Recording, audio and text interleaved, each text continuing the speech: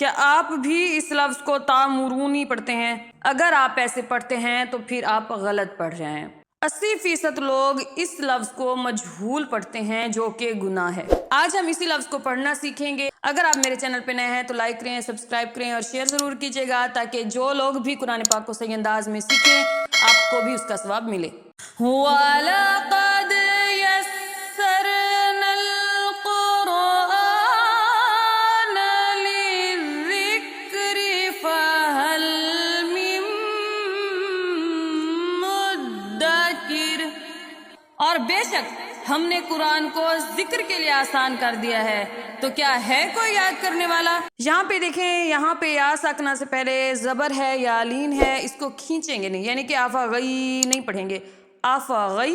اور یہاں پہ اللہ عز و جل کے لام سے پہلے اگر کسی حرف کے اوپر زبر ہو یا پیش ہو تو اللہ عز و جل کے لام کو پر پڑھا جاتا ہے، اس لیے ہم اسے اللہ پڑھیں گے نہ کہ اللہ پڑھیں گے۔ اور یہاں پہ حمزہ ساکنہ ہے، الف کے اوپر جب کوئی حرکت آ جاتی ہے، زبر، زیر پیش یا پھر جزم آ جاتی ہے تو الف کو حمزہ پڑھا جاتا ہے، اور حمزہ اگر ساکنہ ہو تو اسے جھٹکا دیا جاتا ہے، یعنی کہ تا، ایسے ہم اسے جھٹکا دے کر ادا کریں گے، تا۔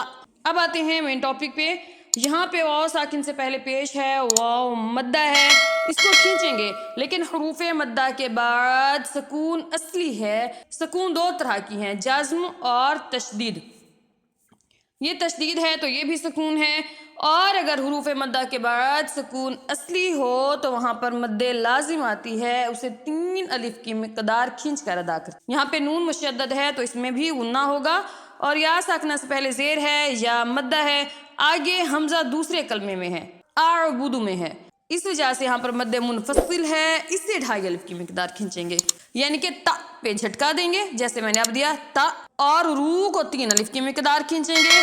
ہم نون مشدد ہونے کی وجہ سے غنہ کریں گے اور را کو تھوڑا تھوڑا کر کے نون کے ساتھ ملاتے جائیں گے، نون کی آواز را میں تھوڑی تھوڑی آئے گی، اس کے بعد ہم نون کی پوری ادائیگی کریں گے، جیسے کہ تأمرونی،